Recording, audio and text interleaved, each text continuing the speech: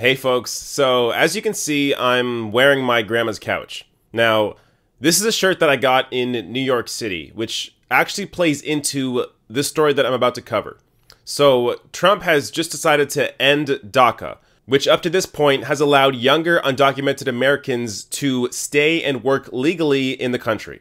Now, you may or may not notice that I'm a little exhausted, and that's because I took a 10-hour bus ride to and from New York. Now, I hate buses. I hate them. But I couldn't afford a plane, and the only way I can get to New York is through a bus ride. Now, as much as I hate riding the bus, while I was in New York, I was reading up about DACA, and I learned that dreamers can't even leave the country on vacation. They can only leave for funerals, or for work, or for education. Which for me was a reminder that struggles are all relative. And some are tougher than others. So while I can't afford to take a plane to New York, I can at least leave the country. And dreamers can't even do that.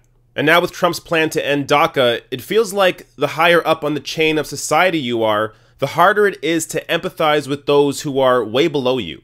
So first I want to explain some of the restrictions that DACA recipients are under that you may not even be aware of. To be eligible, a person must have been age 30 or younger as of 2012. Enrolled in or graduated from school, and not have a felony conviction. Individuals must submit to a biometrics and background check, which is fingerprints, photograph, and a signature, and pay $495 in fees as part of their application. DACA lasts for 2 years, and each renewal, which costs an additional $495, is not guaranteed. So imagine you had to pay $495 every 2 years for just staying in the country that you grew up in. So most of these dreamers didn't even have the choice. They were brought here by their parents, and this is the only country that they ever knew. And now, just to stay here and work legally, they have to pay almost $500 every 2 years and not even be guaranteed that they're actually going to be accepted. Now, this all comes back to the hands that were dealt with. So, me as a white man born in Canada, I have a lot of privileges that I'm not even aware of most of the time. That's why, for me, a 10-hour bus ride to New York is an excruciating experience because I haven't had to deal with the idea that I may not even be allowed in my own country.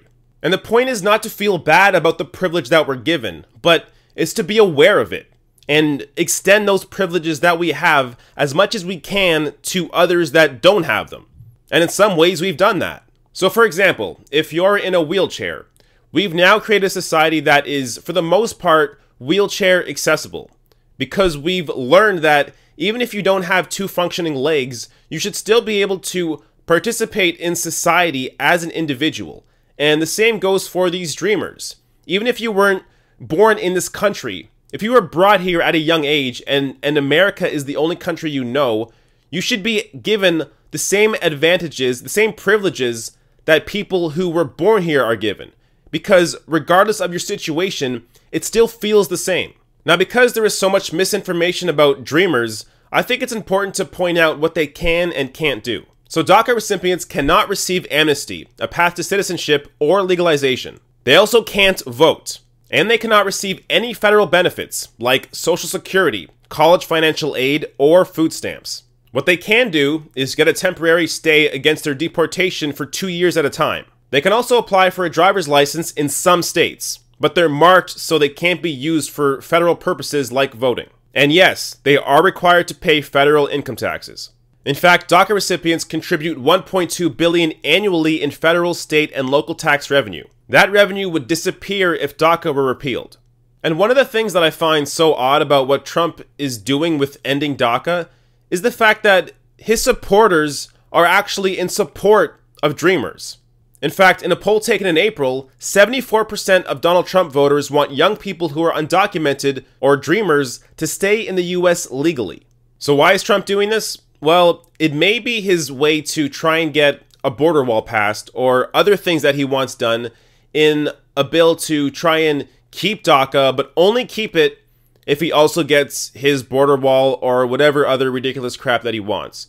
So he may be using this just as a strategy, but really, the fact that he's even playing around with this comes down to the fact that he has no empathy. So Donald Trump is a man who's been given every privilege imaginable.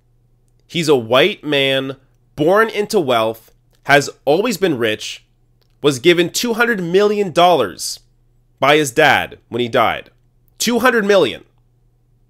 So, to me, this just shows that the higher up you are on the socioeconomic ladder, the less you're able to empathize with those lower than you. Now, that's not to say that rich people can't have empathy. They can.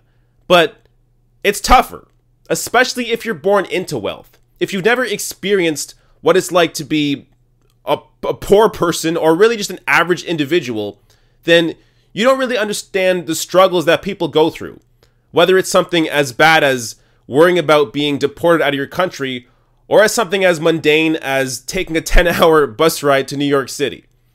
Those simple struggles, Donald Trump has no idea. So he has a problem empathizing with other people. So it allows him to play with these types of strategies to try and get what he wants done in Congress. Now, that's the best case scenario. The worst case scenario is he's just a dick and he wants to be an asshole.